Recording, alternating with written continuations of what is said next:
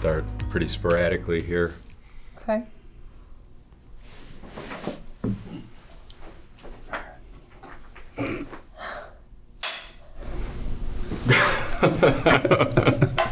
Welcome back, guys. I'm sick of doing these opens. They're pretty awkward. So, you gotta spice it up. I don't know. It's just not. Are we going to start the? Are you going to start? Oh, the no, show? we're started. Oh, we already We're started, Yeah, yeah. we started it. Okay. Yeah, we're started. What are we Hit talking the about clicker. today? Oh, you're not going to ask me how I am today? No. All right. He doesn't care today. He I is don't care. breaking the whole tradition of the podcast. What is it, 14 of them right now? They ask me how I'm doing. And we shot them all in one day, so I was always the same every day.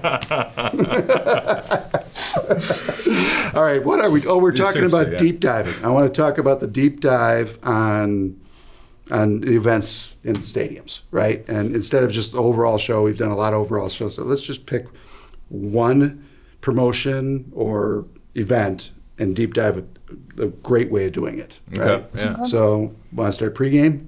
Sure. Yeah. Sure. Okay, pick one. Player intros. Player interest. Okay. Sport? Baseball. Done. How do we do these? Live. You gotta start live, in my opinion. I always wanted to start live. You start. We should start. Most teams start with a pump up. Yeah, like a hype video. Oh, well, yeah, but Yeah. you. But so then we That's go part from of it. that. So- As that we come out of that hype video, what happens? No, I'm saying before the hype video. Okay. You make the fans ask for it. A little call and response. Make them get their attention before you want them to focus on the video board and focus on the hype video. You know, do a little host. You know, give me a grizzly growl. Grrr. Yeah, and You know, that something actually like that. actually does work because when I used to be an entertainer, there were times where you had to literally tell people to focus. Mm-hmm. And in a lot of sporting events, especially with people with their phones and everything else, they're not focused. And that big moment, that intro of that good player intro video or whatever gets missed. And, you know, their teams put a lot of time and effort into that. They are pretty damn effective, right? And yet people are just kind of like, whatever. Their attention span is everywhere. Yep. Yeah. So that's a great way to start it. Some sort of, and it could be the call and response. It could be a sound effect, the big horn or a siren, or whatever, Yes. some sort of siren Exactly. that tells everybody, hey, it's time to pay attention. You know, like in the theater, they flash the lights, or is that only an intermission? I can't remember. Oh, but they flash the lights, Yeah. get Wouldn't- ready. Let you know. Now, isn't that something? And we were in baseball, right? So now, and actually in arenas now, they have the new LED lights Right, that are there you go, flashable. yeah. So, and of course, they do it for scores and everything. But that might be something that we should do with all of our teams. Let's put that in our scripts to flash the lights, call and response, Yep. flash the lights. Something's happening. Yeah. You know, you talked about Fresno. In Fresno, we actually, I'm backing it up for a second. We did what's the song we play on Gates Open? Is it Hell's Bells? Yeah, Hell's Bells. Yep. And it's a simple song, and it tells, not a lot of people are in the stadium yet, but it tells the game day staff, the concession people, gates are open. And it isn't just a radio call, gates are open. It's like show's going. That's Curtains up. Curtains up. Curtains up. Yep, Right. yep, curtains up. So let's go back. Player intro. So you get into the intro video, right? The hype video. And then what are we going to? What are we doing next? What do you do next usually? So how long is that hype video? Let's start there. Man, no more than a minute, in my opinion. Yeah, 45 seconds to a Yep. minute, I think. You don't want it too long. You don't want to lose the attention that you just grabbed from the audience with the call and response. You know, you've got them involved, you've got them engaged. You don't want to lose that. So, Right. yeah. Especially because people's attention spans now are shorter. Yep. Yeah. But what's the biggest enemy of the 45-second, and a loaded question, 45-second intro video? The biggest enemy. Biggest enemy? Yeah, it's the editor. Oh, editor, yeah. The editor who loves everything he put on that thing. So you ask an editor, a creative person. Of course, if you use VirtuCreate, we do it right. But point is, if you have that editor and he's like, I love this video. It's only 2 hours and 75 minutes long, right, or whatever. It's like the whole season. And Yeah, they just because they love every scene, and so Right. you have to like kind of get in their face and say, listen, it's got to be shorter. It's got to be tight. You know, cut that scene a little shorter, Yep. and you get it down to that minute or 45 seconds in length, so it's more impactful. Right. Yeah. Yeah, and Right. it's a little tough, but you have to say no, cut. Shorter. Yeah. Yeah, Exactly. so- And the song is important too. Oh, yeah, In the video itself, the song is important, and and you have to kind of decide if that song is going to play throughout the rest of your intro, or if you're going to have two separate songs. So that's another thing. Yeah, a lot of how people it come. don't- Yeah, that Coldplay had a really cool open that we used years ago, where the song had this cool crescendo, and you could use that for the player intro, and then it got mellow, and then you could use that for the actually PA announcements of the players as they took the field. So yeah, it's nice to tie it together sometimes. And speaking of that song, it's, sometimes I'll see a song, and yeah, I'm not very versed in ultra modern music, but sometimes it's so specific. There's the genre that might be a little bit too specific, and it isn't hitting the whole demographic of the audience, right? And so you can actually go back 20 years, because there's a lot of people that love current music that also love something from Queen. Right.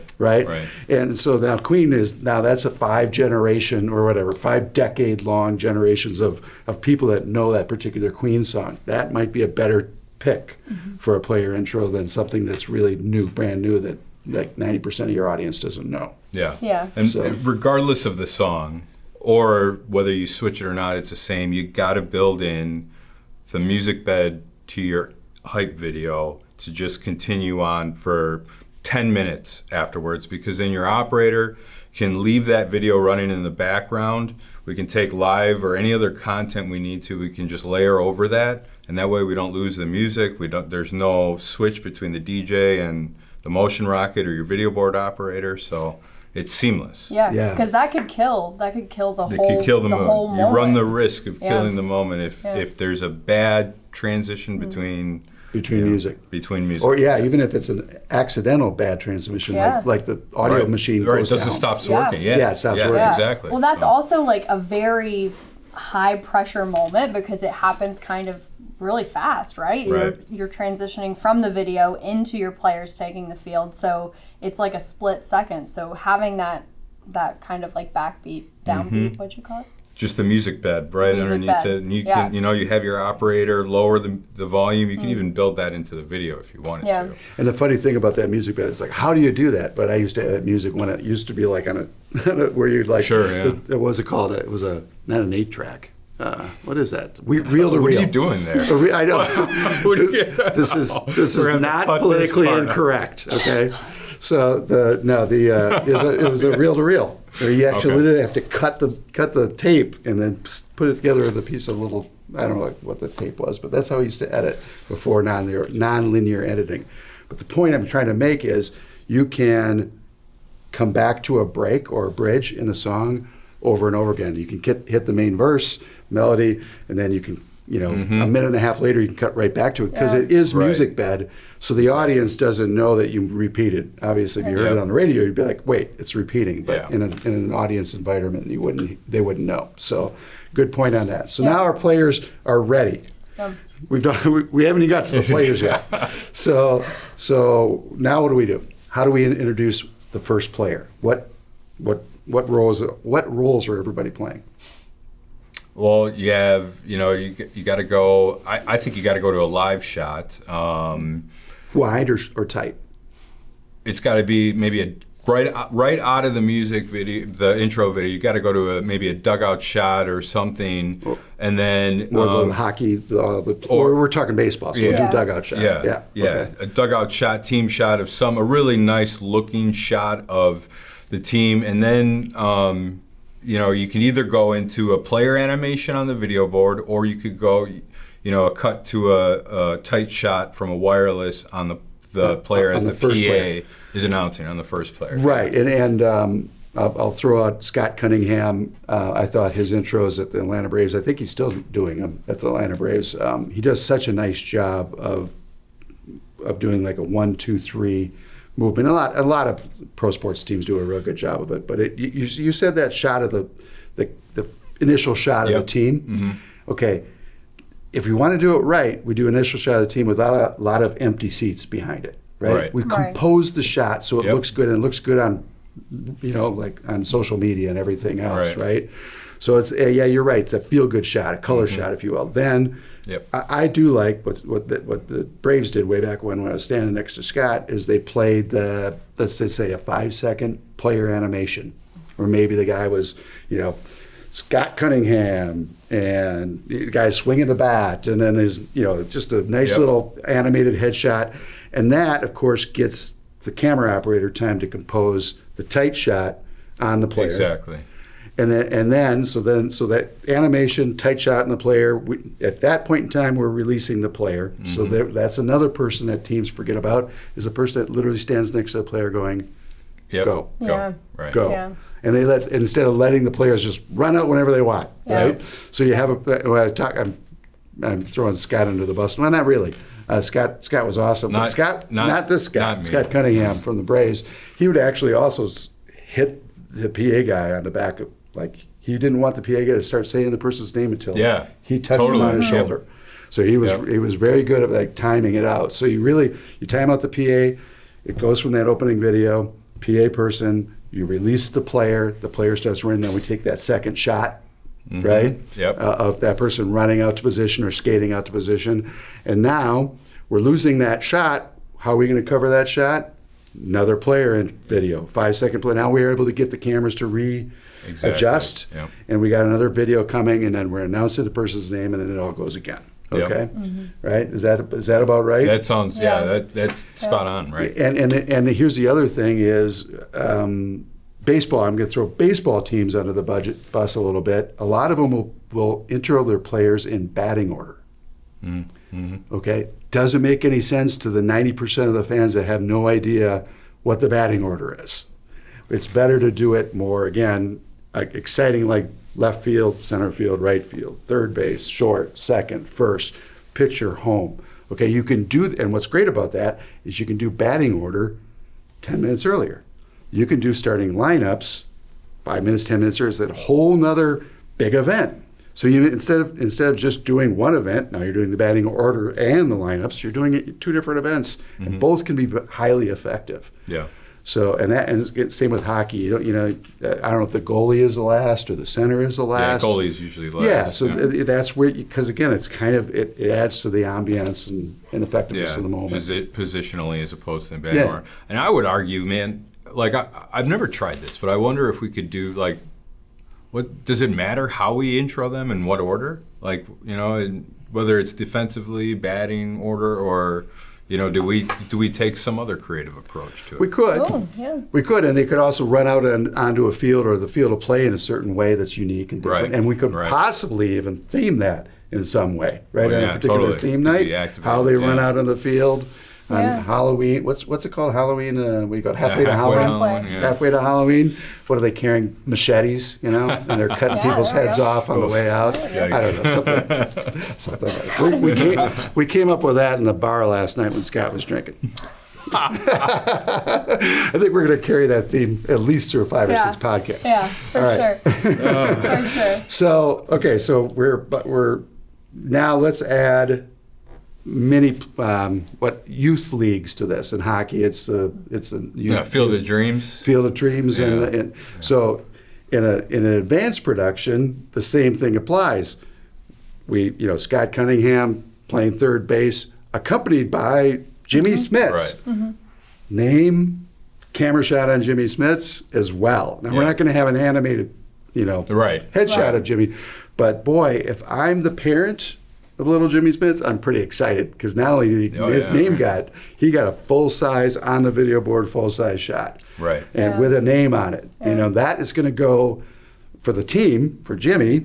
It's going to hit social media for the team. That parent is going to be posting that all over the place. Yeah. So if we can give little Jimmy some love as part of this glorious entrance, that's a big deal too, right? Right, yeah. I agree. So, I think that the camera angles, the shots, those up close personal shots with your wireless, standing at the top of your dugout or at the opening of where your team's running out is really important because, in the ballpark, your fans can see what's happening, but they can't see that angle of them running right out and that tight shot. I think it really adds a lot to it. It does. It's that up close and personal shot. Turning the clock back 30 years when I first performed at the San Diego Padres, the first time I ever played at a Major League Baseball stadium. There's 50,000 people there. As I'm walking out on the field, I see my face on this video. The video boards back then were pretty small, but I'm like, oh, that's really cool, you know. Yeah. And you got and as producers, you're in the stadiums all the time. You forget that aha moment of putting a full, you know, like a headshot. A one headshot, not a group shot, one headshot of somebody on the video board, 30 feet tall or 40 feet tall. Hugely effective. Yes. Oh, yeah. Yeah. Yeah, for sure. For sure. Well, player intros took 15 minutes. That's pretty awesome. Let's go. Well, let's do a. We could actually have another podcast talking about on-field events and do the same thing, or we could just add an on-field event to this one. What do you guys think? I say let's just keep going. Well, yeah, let's Let's just keep- keep going and see what happens.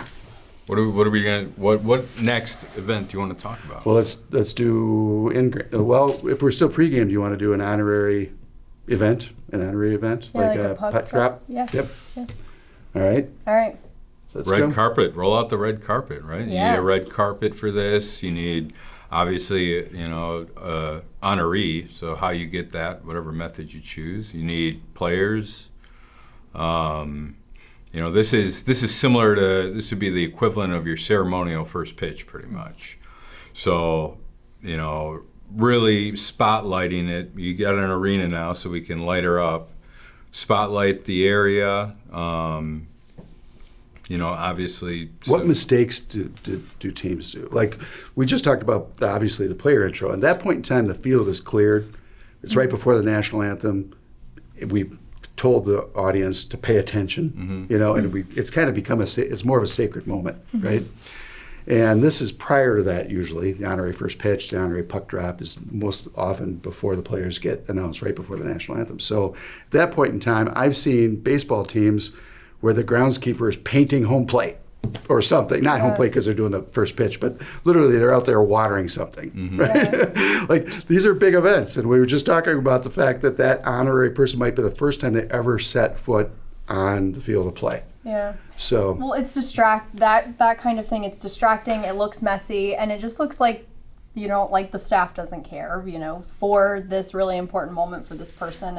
And I 100% think that all of the background needs to be, you know, cleared for that. absolutely. And the people that are on field or on the field of play need to be there. And even if there's some other people waiting in the wings, national anthem singer might be a big group of them.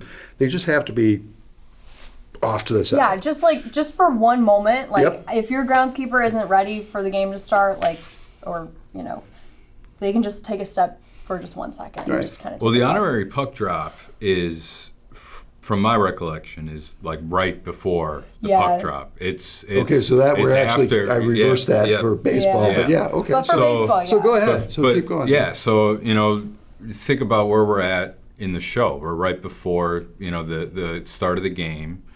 So what are the players doing? They are on the ice. They're on the ice already. Okay, yeah. so what are they doing? So they're getting ready for their own puck drop. So we got to have, though, a couple players come over and face off, like they're going to face off right in front of the honorary puck drop. As I said before, light the guy or the gal up with a spotlight, make it special. Give me a lower third on the video board with their name. Maybe if they're from an organization, or if that matters, or if that relates to why they're there, put that on there. It's also nice that those players interact with the person that's doing the puck Yes, drop. yeah. Take a picture right after, real quick, or Before, after, just goofing. Yeah. I've seen Yeah. players that are kind of funny. They start goofing with the little kid, start getting into a fake fight, Right. pull his jersey over his head like he's in a fight with him, and kind of tussle with him. Those are like those nice moments that you can add. Some of them scripted, some of them unscripted, but yeah, add that to it, right? Yeah, And yeah. I certainly. think too, explaining to the fans why this person is, if it's appropriate, you know, explaining why they are the honorary puck drop that night. And I And think the- a lot of people miss that. The tight headshot, the Yes. the name, which again it seems rudimentary, but teams miss the fact that you're putting the name of the person it's on or the affiliation. If it's a big sponsor and they're writing a big check, they usually get it right. But if it's just maybe it's a group sale, it's a birthday person, they have a big group there and they're the honorary putt, then it's like, oh, we're just mailing it in. It's just a little kid. It's just his 12th birthday. No big deal. It is a big deal. It has to be a big deal. And it has to be a big event every time. What we were talking about with the player intros is everything Well, I'm going to back up for a second. The thing about like setting people aside, like the national anthem singers, it's kind of like magic, right? Or even in any theater. You know, you have the people in theater that are speaking or doing something, especially in Broadway, and there's other people on stage, and what are they doing? They're literally furniture. They're sitting still, they're standing still, and they're letting the person speak. And a magician, that's the sleight of hand. Look over here while he's doing something over here, right? And that's kind of how we have to look at these events. Here's where I want to focus your attention. Mm-hmm. You can leave this stuff over here, they can be doing, but those people are getting ready, so the audience now look over here. And while these people are clearing, right? Yeah. And the point, I guess I went tangential, but the point I want to make is everything that you do when there's a break in the action is an event. And if you treat it as so and not mail it in, and you say, how do I make this event better? How do I make it, like we just deep dive, how do we deep dive and make sure all the little pieces of this 30-second event run well, or minute and a half event? Then you line those events up back to back, and you get a show. Yeah. Yeah. That's how you build a show, right? Yeah. That's it. For sure. Nice work, guys. Well, thanks. Are we going to have an awkward ending? Yeah, probably. Well, thanks for joining us today, guys. As always, drop us a comment or a like. Please drop us a like and a share. Like I said, this will be an awkward ending. So So long. We're with until you. next time, it's all about your fans. See you guys. Take care. That was perfect.